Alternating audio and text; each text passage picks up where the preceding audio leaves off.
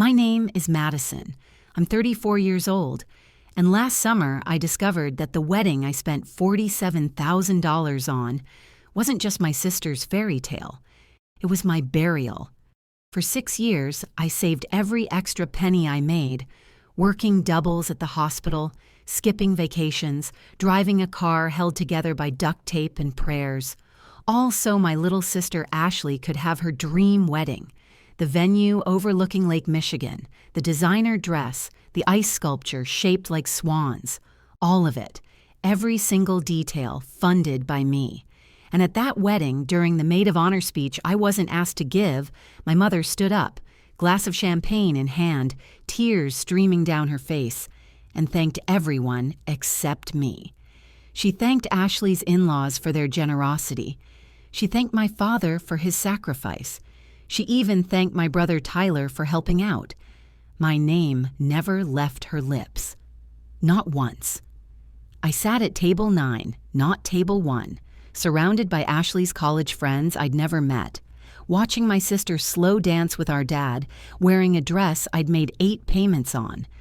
And that's when I realized something that made my hands shake so hard I had to put down my wine glass. They'd erased me completely, and I'd paid them to do it. I didn't make a scene. I didn't cry into my napkin or run to the bathroom. I smiled through dessert, hugged my sister goodbye, and drove home in silence. The drive home was 43 minutes. I remember because I counted every single one, watching the clock on my dashboard tick forward while my mind replayed the evening on an endless loop. Mom's speech, her voice, so full of emotion, so grateful, thanking everyone who'd done so little while ignoring the person who'd done everything. I kept my hands at 10 and 2 on the steering wheel, breathing in through my nose, out through my mouth, the way they taught us in nursing school for managing stress. It wasn't working. By the time I pulled into my apartment parking lot, my jaw ached from clenching. My shoulders were up around my ears. My whole body felt like a wound-up spring about to snap. I sat in my car for 20 minutes, maybe 30. I lost track. The engine ticked as it cooled down. The parking lot lights flickered. Someone's dog barked in the distance, and I just sat there, replaying it all.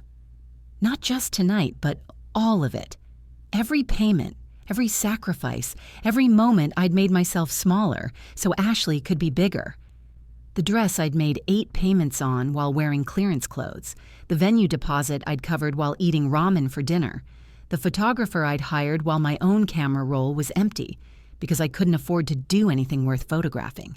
6 years of my life poured into one day of hers, and she hadn't even noticed I was missing from the family table. That's what hurt the most, I realized. Not the money, not even the lack of thanks. It was the invisibility. I had been there the whole time, funding everything, supporting everything, giving everything. And I was still somehow invisible. Table 9. Not table 1 with my parents, not at the head table with the bridal party.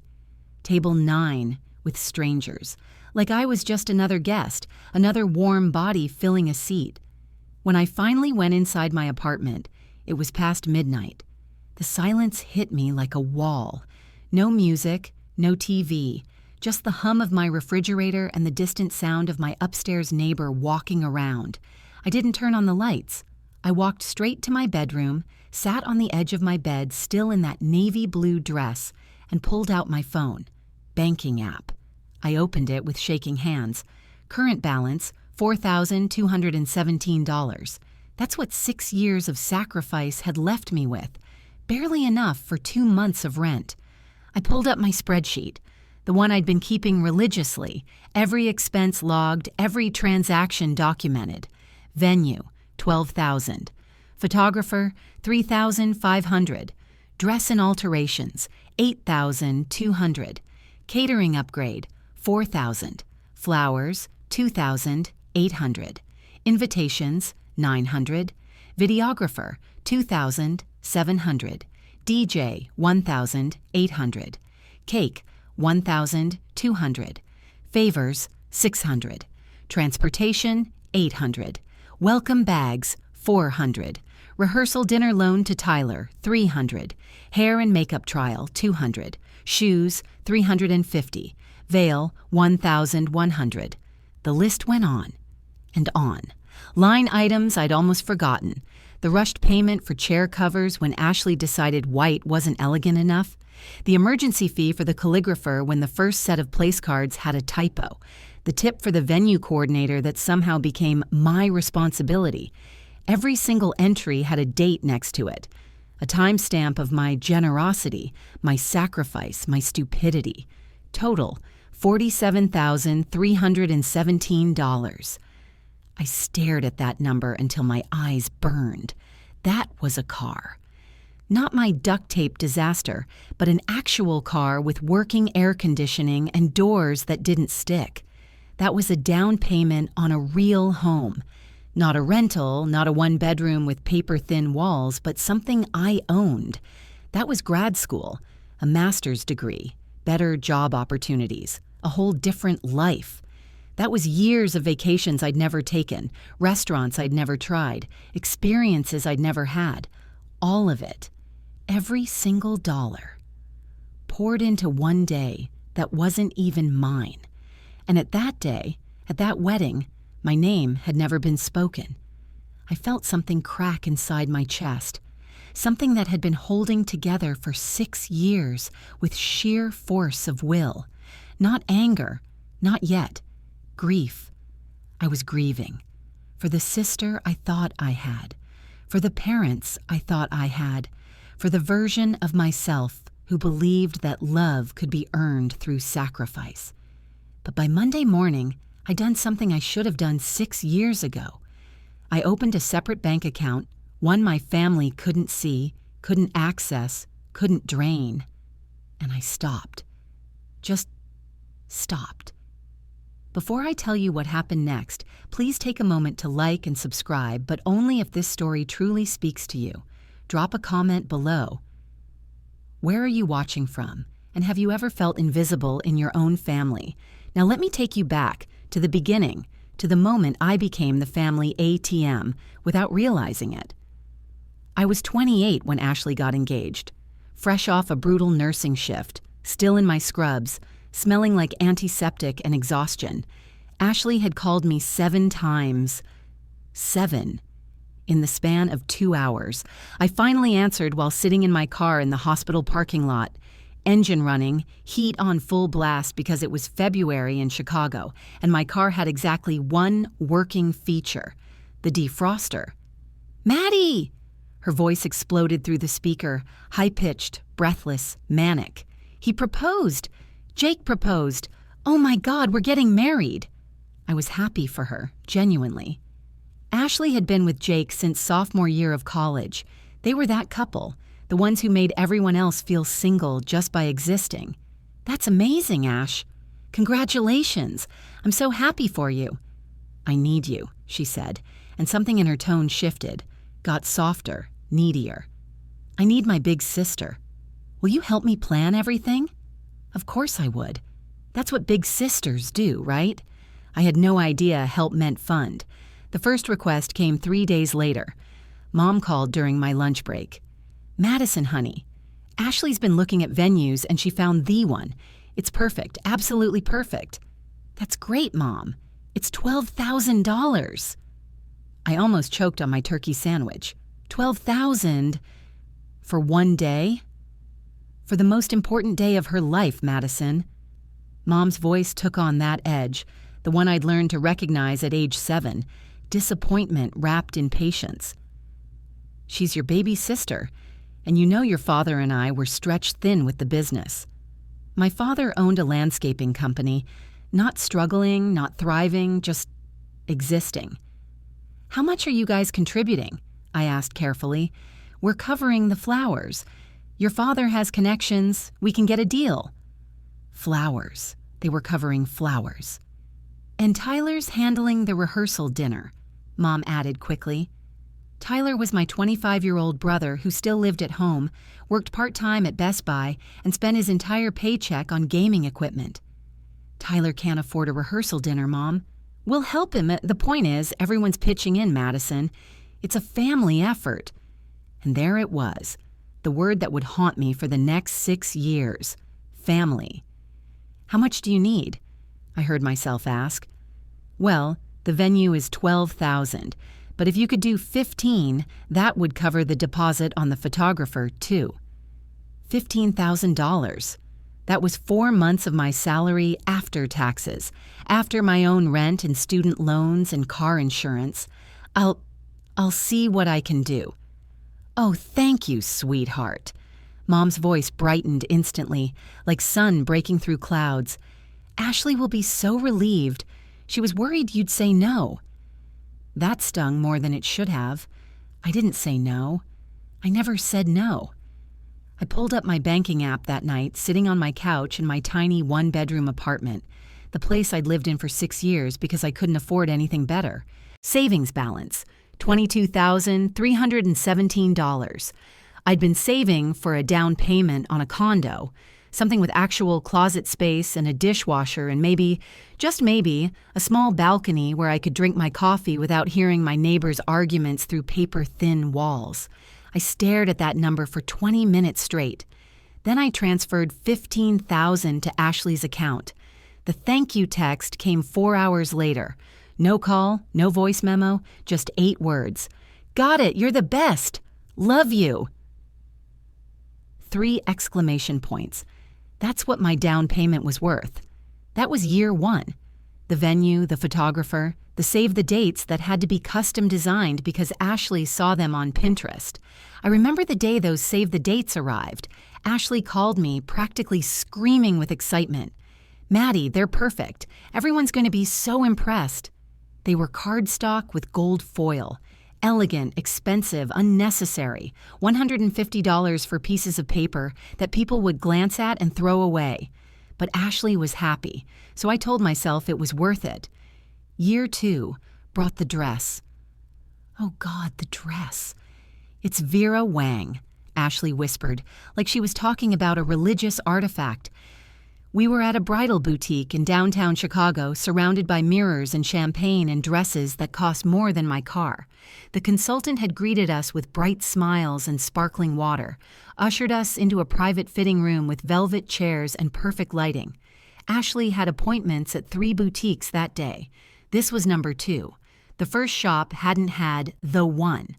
Nothing felt right. Nothing made her cry. Nothing gave her that moment she'd seen in movies. I'd been sitting in those velvet chairs for 90 minutes, watching her try on dress after dress, each one more expensive than the last. My feet hurt. I'd worked a 12-hour shift the night before, gotten 4 hours of sleep, and driven an hour through Chicago traffic to make this appointment. But I smiled. I clapped when the consultants clapped. I said beautiful and stunning at all the right moments. Then Ashley stepped out in the Vera Wang, and I'll admit, it was beautiful. Layers of silk and lace, fitted bodice that made her waist look tiny, a train that pooled on the floor like water. She turned to face the 3-way mirror, and her whole face changed. This was the moment. Her eyes filled with tears. Her hands trembled. She glowed. "This is it," she breathed. "This is the dress." The consultant smiled knowingly. She'd clearly seen this reaction 1,000 times. "It's $8,000, I said, staring at the price tag dangling from the sleeve. "I know!" She spun in front of the 3-way mirror. The dress was beautiful. I'll admit that. Layers of silk and lace, fitted bodice, train that went on for days. Isn't it perfect? "It's a lot of money, Ash." Her face fell, bottom lip trembling, eyes going glassy. She'd perfected this look at age 4 and wielded it like a weapon. "You don't think I should get it?" "I didn't say that. You think I'm being selfish." "No, this is my wedding, Madison. The one day that's supposed to be about me." The consultant hovering nearby cleared her throat delicately. "We do offer payment plans. 6 months, no interest." Ashley turned to me, hopeful, expectant. I ended up making 8 payments, not 6, 8, because of alterations and the veil and the shoes that had to match perfectly. My coworker Emma asked me once, during a particularly brutal night shift, We were in the break room, both of us half dead from exhaustion, surviving on vending machine coffee. It was 3 in the morning, that weird liminal time when the hospital gets quiet, when even the chaos slows down for a few stolen moments. We just lost a patient, a regular, someone we both knew, someone we'd been caring for months. The emotional weight of it sat heavy between us. Emma was eating crackers from a sleeve she'd found in her locker. I was staring at my phone at yet another text from Ashley about bridesmaid dress colors. "How much have you spent so far?" Emma asked suddenly. I looked up. Her eyes were tired but focused, seeing me in a way most people didn't. I'd been keeping track. A spreadsheet on my phone, every transaction logged and categorized. I pulled it up, scrolled through the entries, my stomach dropping with every line item. 31,000, I said quietly. Emma's eyes went wide. Madison. She didn't finish the sentence. She didn't need to. That was more than either of us made in a year after taxes. That was incomprehensible. I know. Does she appreciate it? The question hung in the air between us, heavy, unavoidable. I thought about Ashley's last text, asking if I could cover the cake tasting fee because she'd already spent her budget on bridesmaid gift ideas. No, thank you. No, I appreciate everything you're doing. Just an assumption that I'd say yes, that I'd always say yes. She's my sister, I said instead. Emma gave me this look, pity mixed with frustration, understanding mixed with exasperation. That's not what I asked. But I didn't have an answer, because the truth was I didn't know if Ashley appreciated it or if she just expected it. There's a difference. Year 3, 4, and 5 blurred together in a haze of payments. The calligrapher, the videographer, the string quartet, the uplighting, the signature cocktails, the welcome bags for out-of-town guests. Every time I thought we were done, finished, no more expenses. Ashley would text, "The napkins look cheap, can we upgrade?" "The DJ needs a deposit." "Jake's parents are inviting 40 more people, we need a bigger cake." And every time I said yes, because saying no meant being the bad guy, the selfish sister, the one who ruined Ashley's special day. My own life got smaller and smaller. I stopped going out with friends because drinks were $15 I couldn't spare. I wore scrubs even on my days off because they were free and my regular clothes were falling apart. I ate cup noodles for dinner 4 nights a week. My boyfriend at the time, Marcus, noticed. We'd been together for 2 years. Met at a hospital fundraiser, one of those awkward mixer events where everyone pretends to be interested in silent auctions and rubber chicken dinners. He was funny. Made me laugh when I'd forgotten how. Brought me coffee during long shifts. Remembered little things like my favorite takeout order. For a while, it was good. Really good. But somewhere around year 4 of Ashley's wedding planning, things started to shift. "You're always tired," he said one night. We were supposed to go to dinner, an actual date, something we hadn't done in months. I'd canceled that morning, sent him a text at 11 a.m. saying I couldn't make it. Ashley needed money for the cake topper. A custom porcelain thing that looked like her and Jake, cost $300 and had to be ordered that day or it wouldn't arrive in time. $300. That was groceries for 2 weeks, or a nice dinner with Marcus, or literally anything else. But I'd sent it without hesitation. And then I'd texted Marcus. "Rain check on tonight." Something came up. He'd shown up at my apartment anyway, knocked on my door at 7 p.m., holding takeout bags and wearing the shirt I liked. "You work a lot," I said, defensive, letting him in. My apartment was a mess. I hadn't had time to clean, laundry piled on the couch, dishes in the sink, the physical manifestation of a life falling apart. "You work to pay for Ashley's wedding." "That's different," he said, setting the food on my cluttered kitchen counter. His voice wasn't angry, just tired, resigned, like he'd already accepted something I hadn't. "She's family." "And what am I?" His voice cracked. And that's when I saw it, the hurt in his eyes, the exhaustion of competing with people who would always win. Madison, we've been together for 2 years. 2 years, and you can't even talk about moving in together because you're broke, but your sister's wedding has an ice sculpture? An ice sculpture shaped like swans. I'd approved that expense without blinking. $800 for something that would melt in 3 hours. It's important to her, I whispered. And what about what's important to us? He ran his hand through his hair, a gesture I'd seen 100 times when he was stressed. When do we get to matter? I didn't have an answer, because the truth was, we didn't matter. Not more than Ashley's wedding, not more than keeping my family happy, not more than proving I was a good sister. He left 3 weeks later, packed his stuff from my apartment, the toothbrush, the change of clothes, the little pieces of himself he'd scattered in my life. I love you, he said at my door, boxes in his arms, but I can't love you more than you love yourself. And right now, you don't love yourself at all. The door closed behind him. I cried for 2 days straight. Called in sick to work, stayed in bed, watched the ceiling fan spin in endless circles. Then I sent Ashley another payment because the invitations were ready and someone had to pay the printing fee. The wedding was set for July 15th. A Saturday, perfect weather, absolutely perfect. The forecast had been checked obsessively for weeks. Ashley had a backup plan for rain, a backup plan for heat, a backup plan for everything. But the day arrived with blue skies and a gentle breeze. 78 degrees, not a cloud in sight, like the universe itself was conspiring to make her day perfect. I took that whole week off work, unpaid, because I'd used all my PTO for Ashley's various appointments and emergencies. Dress fittings, 14 of them, because she kept losing weight from stress. Cake tastings, 3 separate bakeries because the first 2 weren't right. Venue walkthroughs. I'd lost count. Every single one I'd been there. Holding her purse, taking notes, offering opinions she'd ask for and then ignore. Monday through Thursday before the wedding, I helped set up folding programs, tying ribbons on 250 favor boxes, steaming tablecloths at the venue. My hands cramped from tying ribbons.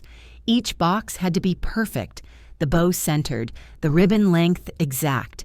250 tiny boxes filled with artisan chocolates and personalized matches. 4 hours of my life spent on favors most people would leave on the table.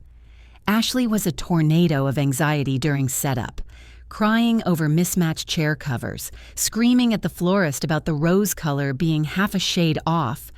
I'd never seen her like this. Frantic, volatile, mean to people who were just trying to help. "It's blush, not pink." She threw her phone across the room. It bounced off the wall and landed on the carpet, screen cracking. "This is a disaster!" The florist stood there, arms full of absolutely gorgeous roses, looking shell-shocked. "Ash, breathe." I picked up her phone, checked for cracks, trying to diffuse the situation. "It looks beautiful, I promise." "You don't understand." She collapsed on the hotel bed, face first into the pillows, her voice muffled. "This has to be perfect." I wanted to say, "I've spent $47,000 making it perfect." I wanted to scream, "I've worked myself into the ground for this day." I wanted to grab her shoulders and shake her and ask, "When is it enough?" Instead, I rubbed her back and said, everything will be perfect." And it was. The wedding was stunning. Objectively, breathtakingly beautiful. I arrived at the venue at noon, 5 hours before the ceremony, because Ashley needed her core people there early for photos, except I wasn't in the core people. That was the bridal party. 6 bridesmaids in blush pink dresses, all Ashley's college friends, girls I'd met maybe 3 times. I waited in a side room while they got ready. Could hear their laughter through the walls, champagne corks popping, music playing. Mom was in there too. I could hear her voice, telling Ashley how beautiful she looked, how proud she was. I sat on a velvet bench in an empty hallway, wearing my navy blue dress, the clearance one I'd bought 3 years ago, checking my phone. An email from my credit card company. Payment due. I'd maxed it out last month paying for the welcome bags. The venue glowed with string lights and candles when guests started arriving. The flowers were lush and perfect, blush not pink. The food was incredible. The music was flawless. Ashley looked like a princess. She really did. Walking down the aisle in that Vera Wang dress, crying happy tears, Jake waiting at the altar with his own tears streaming down his face. It was beautiful. It was everything she'd dreamed of. And I felt nothing. Not joy, not vicarious happiness, not even satisfaction at a job well done. Just empty. I wore a dress I'd bought on clearance 3 years ago. Navy blue, simple, forgettable. The seating chart had been a point of contention. I'd assumed I'd be at the head table, or at least at table 1 with my parents. "You're at table 9, Ashley had said, not looking up from her phone. "Table 9? With my sorority sisters. I thought you'd like that, meeting new people." I didn't know her sorority sisters? We'd never met, never even spoken.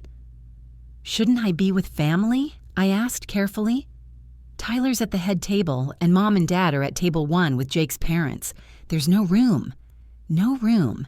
At my sister's wedding, funded almost entirely by me, there was no room for me at the family table. I smiled and said, "Table 9 is great."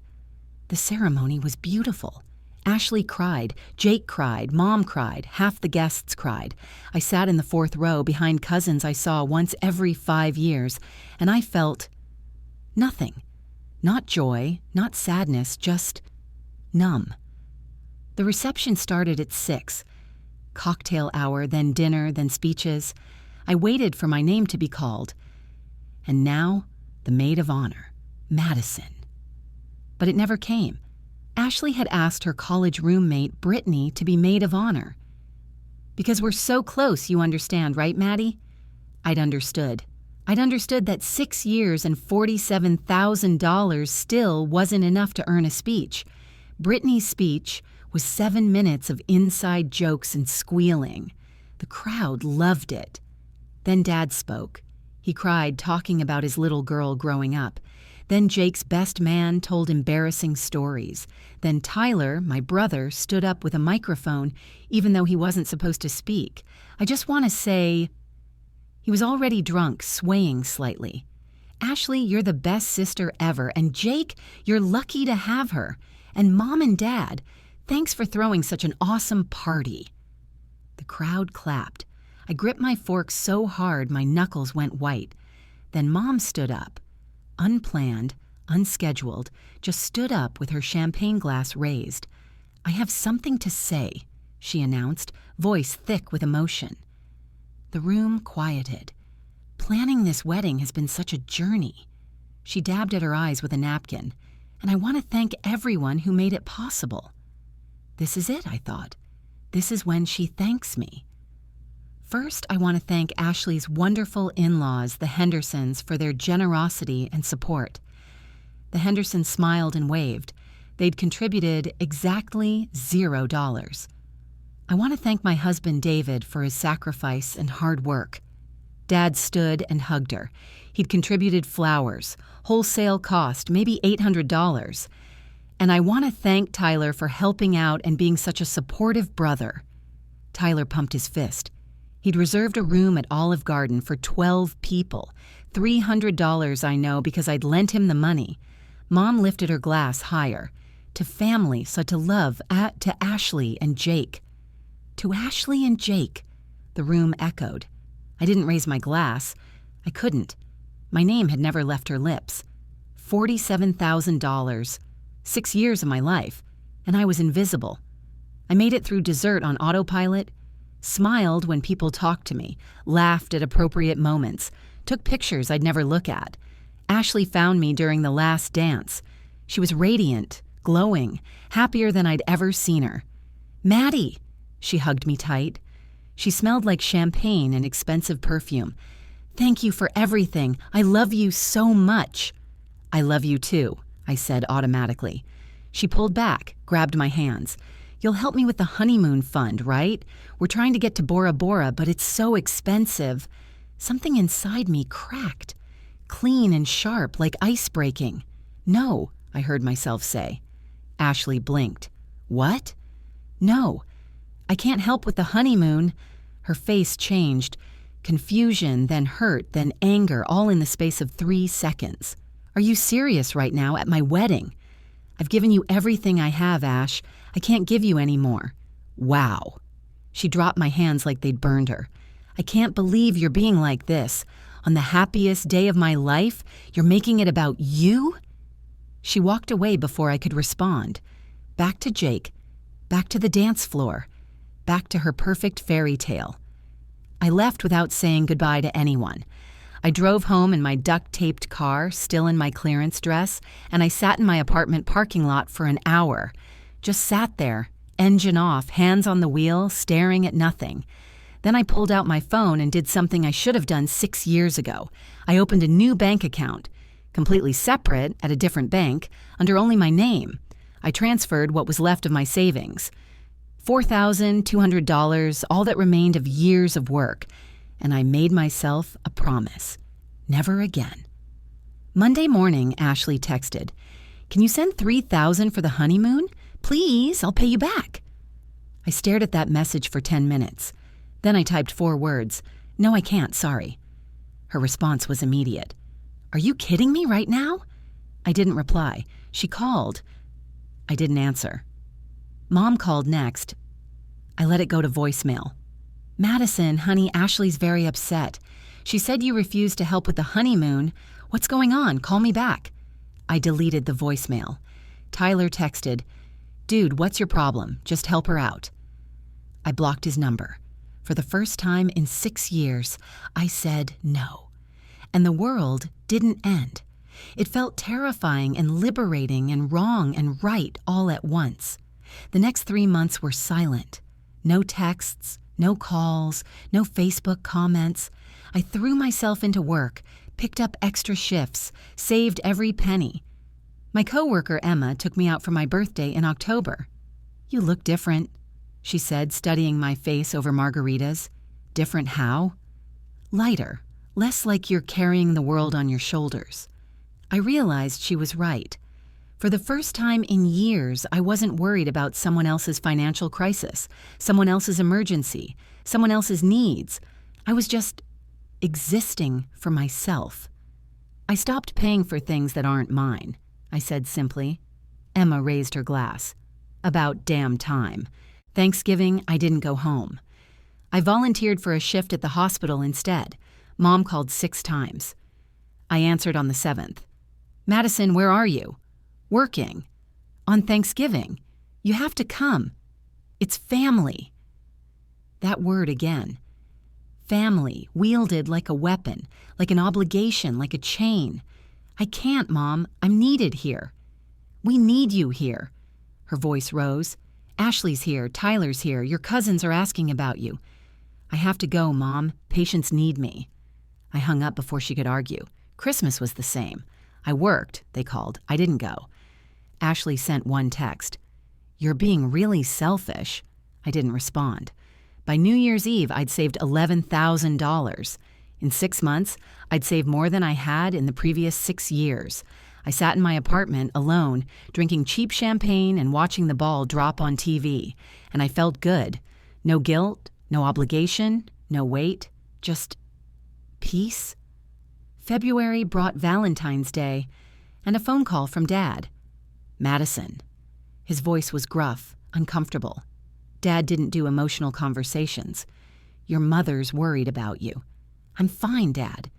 "You missed Thanksgiving, Christmas, New Year's. What's going on?" "I needed space." "Space from your family?" He said it like the concept was absurd. "We raised you better than this." "Did you?" The words came out sharper than I intended. "Did you raise me, or did you raise me to be a bank?" Silence. "That's not fair, Madison." "Isn't it? When was the last time you called to ask how I was, not how much I could give?" More silence. "Your sister's struggling," he finally said. "With what?" "Money. The wedding was expensive, and the honeymoon, and now they're trying to buy a house." I laughed. Actually laughed. Bitter and sharp. and you want me to help. She's your sister, and I'm your daughter." The words exploded out of me. "I'm your daughter, and you didn't even thank me. None of you did. At that wedding, Mom thanked everyone except the person who paid for it." "Madison, that's not—" $47,000, Dad. I spent $47,000, and you thanked Tyler for reserving an Olive Garden." I heard him breathing, heavy and uncertain. "I didn't know it was that much," he said quietly. "You didn't ask. None of you asked. You just took." I hung up. March brought spring and a text from Ashley, the first direct contact in 7 months. "Can we talk, please?" I stared at those words for an hour. Finally, I replied, "Okay, coffee, Saturday, public place." We met at a Starbucks halfway between our apartments. Neutral ground. I arrived 15 minutes early, ordered a black coffee I didn't want, sat at a table by the window, watched people walk by living their normal lives, a couple holding hands, a mom pushing a stroller, a teenager on their phone, laughing at something, all of them blissfully unaware that my entire family structure was crumbling over overpriced coffee. Ashley arrived exactly on time. Because of course she did. Ashley was never late to anything. She looked tired. Her hair wasn't as perfect as usual, no longer the glossy waves from the wedding photos. Her outfit wasn't as coordinated, just jeans and a t-shirt. She had circles under her eyes I'd never seen before. Motherhood exhaustion, I realized. She was 3 months pregnant now, probably dealing with morning sickness and fatigue. Part of me wanted to ask how she was feeling, but I stayed quiet. "Hi," she said, sliding into the chair across from me. "Hi." Awkward silence. The kind that only exists between people who used to be close and no longer know how to bridge the gap. She fiddled with her coffee cup. Decaf, I noticed, because of the baby. I waited. I'd learned in nursing that sometimes silence is more powerful than words, that people will fill it if you just give them space. "I'm sorry," she finally said. 2 words I'd been waiting 7 months to hear, but something in her delivery felt off, rehearsed, maybe, or obligated. I waited for more. "I'm sorry for taking advantage of you, for expecting you to pay for everything, for not saying thank you." It sounded scripted, like she'd practiced in the mirror, or worse, like Mom had written it for her. No emotion in her voice, no tears, no cracking, just words. "Do you know how much I spent?" I asked quietly. She nodded. "Mom told me. $47,000. $47,317, I corrected. I counted every single cent. She flinched at that, at the specificity, at the fact that I knew the exact number. "And do you know what I gave up?" I continued, my voice steady but my hands shaking under the table. "My boyfriend left me because I was always broke. I lived on cup noodles for months. I worked myself into exhaustion. I gave up my life, Ashley, so you could have one perfect day." Her eyes filled with tears. Finally, some emotion. "I didn't ask you to do that," she said, voice small. "You didn't have to ask. You just expected. I thought you wanted to help. I thought that's what sisters do." And there it was, the fundamental misunderstanding that had built this entire house of cards. "Sisters appreciate each other," I said, voice shaking now, all my composure cracking. "Sisters say thank you. Sisters don't erase each other at their own weddings." She flinched again, looked away, out the window, anywhere but at me. "I asked Mom why she didn't thank you in her speech," Ashley said quietly. "And?" "She said everyone already knew you helped, that it would have been awkward to single you out when everyone had contributed." I laughed. Actually laughed, bitter and sharp and loud enough that other customers looked over. "Everyone contributed?" I repeated. "Tyler reserved an Olive Garden, Ashley. Dad provided wholesale flowers. Your in-laws contributed literally nothing.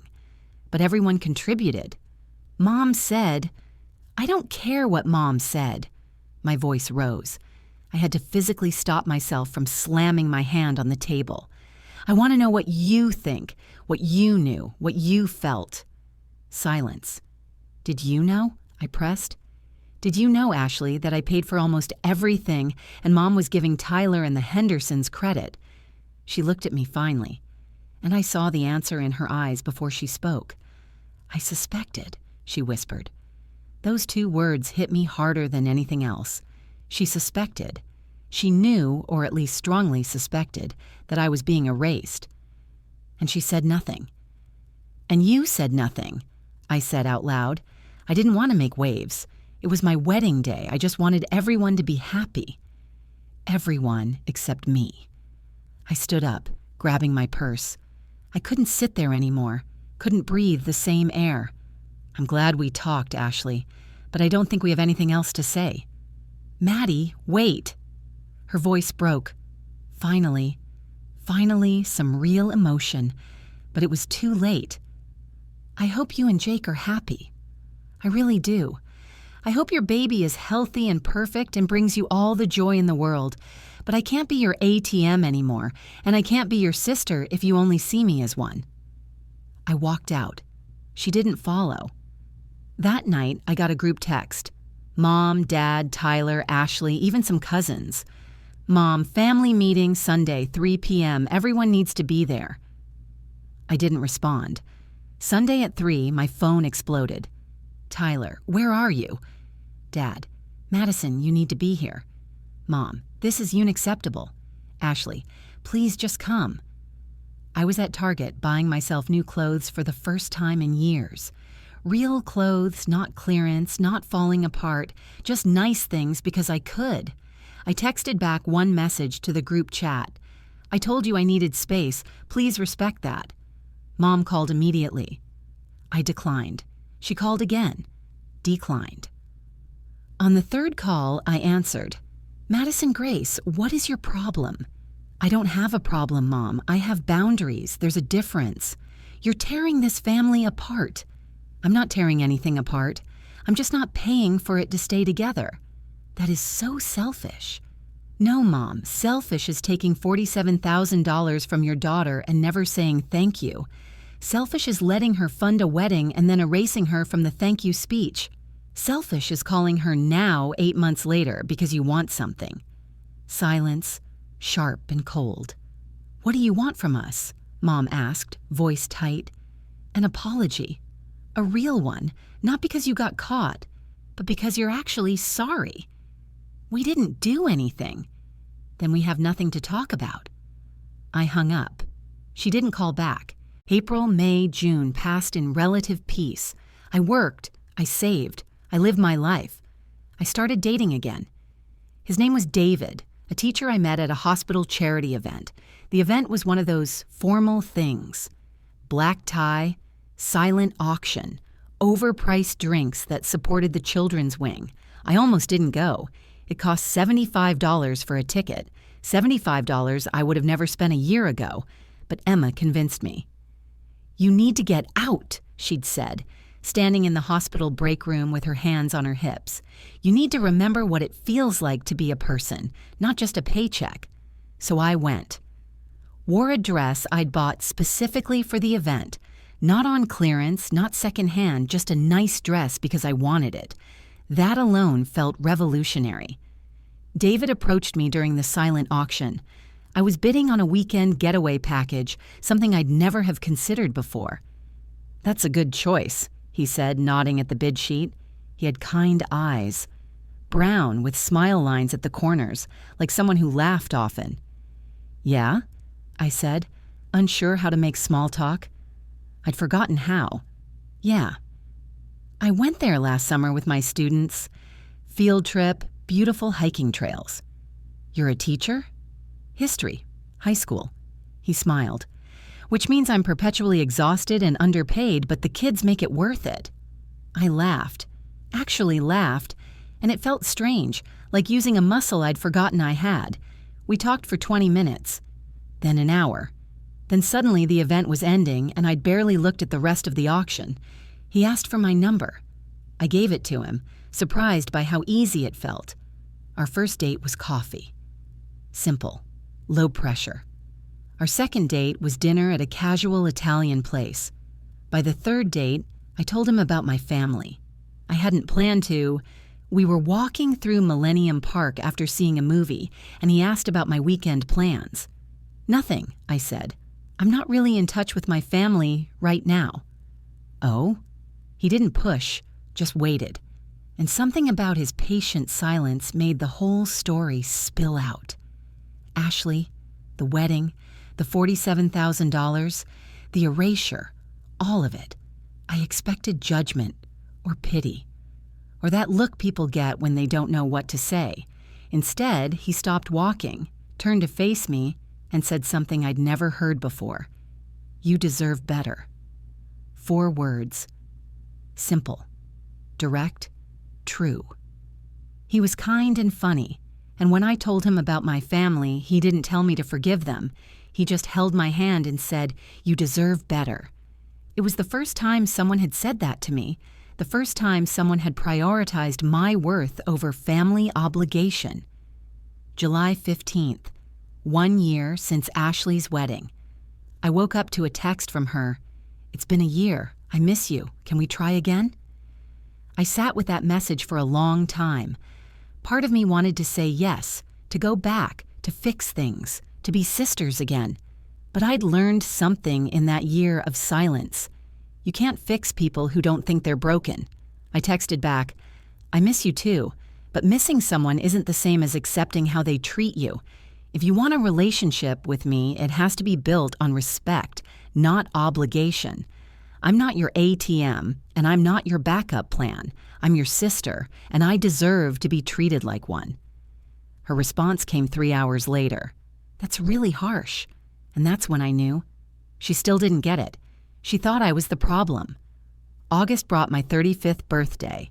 David took me to dinner at a restaurant I'd walked past 100 times, but never gone into because it was too expensive. We ordered wine. I didn't have to calculate the cost of. We laughed without me checking my phone every 5 minutes. We made plans for a weekend trip without me worrying about who might need money. "You look happy," David said, reaching across the table for my hand. "I am," I realized, surprised by my own truth. I really am. That night, Emma called. "Madison, you need to check Facebook." "Why? What happened?" "Just check." I opened the app with David beside me. Ashley had posted a photo, her, Jake, and a positive pregnancy test. "We're pregnant, baby Henderson coming February. We're so blessed." The comments were flooding in. Congratulations, hearts, excitement. Mom had commented, "My baby is having a baby. I can't wait to spoil my grandbaby." Tyler, "Uncle Tyler reporting for duty." And then buried in the comments, Aunt Carol, "Madison must be so excited to be an aunt." Ashley's response made my stomach drop. "Madison and I aren't really talking right now, family stuff. But we're fine. This baby will have plenty of love." Plenty of love, just not from me. I stared at that screen until David gently took my phone. "You okay?" Was I? I thought about it, really thought about it. A year ago, this news would have destroyed me. The exclusion, the casual erasure, the implication that I was the problem. But now, "Yeah," I said slowly, "I actually am." Because here's what I'd learned. You can't control how people talk about you. You can't force them to see your worth, or acknowledge your sacrifices, or include you in their narratives. All you can control is whether you keep paying for them to erase you. September came with a surprise, an email from Aunt Carol. "Madison, I saw Ashley's post about you two not talking. I want you to know something. Your mother called me last year after the wedding, asking for money. She said she'd overspent and needed help. When I asked what happened to all the money you'd been sending, she got very quiet. Then she said, 'Madison hasn't sent us anything in years.' I didn't believe her, so I called you, but you never answered. I understand now why you've pulled back. I'm sorry I didn't reach out sooner. If you ever want to talk, I'm here. Love, Aunt Carol." I read it 3 times. They'd lied about me to other people, made me the villain in their story. I wasn't just erased, I was rewritten. David found me crying on the couch, laptop open, that email glowing on the screen. "What do you need?" he asked simply. "I need to be done," I whispered. "Really, truly done." "Okay," he sat beside me. "Then be done." "Is it wrong to just walk away from family?" He was quiet for a moment. "Family isn't DNA, Madison. Family is who shows up, who sees you, who chooses you back. If your blood relatives can't do that, they're just people you're related to." It was the truth I'd been avoiding for years. October brought clarity. I wrote them each a letter, not an email, not a text, but actual physical letters. I kept them simple. "Dear Mom and Dad, I love you, but I can't have a relationship built on financial exploitation and erasure. If you ever want to acknowledge what I gave and what you took, I'm here, but I won't wait forever. Love, Madison." Dear Ashley, I'm happy for your pregnancy. I hope you have a healthy baby and a happy life, but I can't be in your life as a bank or as a punching bag or as someone you talk about instead of to. If you want a real relationship, you know how to find me. Love, Maddie. Dear Tyler, you're my brother, and I don't hate you, but you benefit from a system that uses me and erases me, and until you can see that, we don't have much to say to each other. I hope you figure it out. Madison. I mailed them all on the same day. None of them responded. It's been 6 months since those letters. I'm 35 now, living in a real apartment with a dishwasher and a balcony. I'm dating a man who thinks I'm valuable just for existing, not for what I can provide. I have savings, real savings, growing every month. I still think about them sometimes. Wonder if Ashley had her baby, if it's a boy or girl, if they're okay. But I don't reach out, because I finally understand something that took me 34 years to learn. You are not responsible for other people's happiness at the expense of your own. You are not selfish for having boundaries, and being family doesn't give someone permission to use you. If I could go back and tell 28-year-old me anything, sitting in that car about to send the first payment, I'd say this: your sister's wedding is not more important than your life. Your parents' approval is not worth your self-respect, and the people who truly love you will never make you pay to prove it. I don't hate my family. Hate takes energy I'd rather spend on people who actually see me. I feel something closer to sadness. Mourning the family I thought I had, the sister I thought Ashley was, the parents I deserved but never got. But I also feel something new: freedom. For the first time in my entire life, I am not performing for an audience that only applauds when I'm giving something away. I'm just living. And you know what? That's enough. It's finally, beautifully, peacefully enough. If you're in a situation like mine, if you're funding someone else's dreams while yours collect dust, if you're being erased from the story you're paying to write, I want you to know something. You are not obligated to set yourself on fire to keep other people warm. You are allowed to say no. You are allowed to choose yourself. And anyone who calls that selfish doesn't deserve your sacrifice in the first place. Thank you for staying with me through this story. If it resonated with you, please like, subscribe, and share. Leave a comment below. What would you have done differently? I read every single one. Until next time, take care of yourself, because if you don't, no one else will. And you deserve someone who does, even if that someone is you.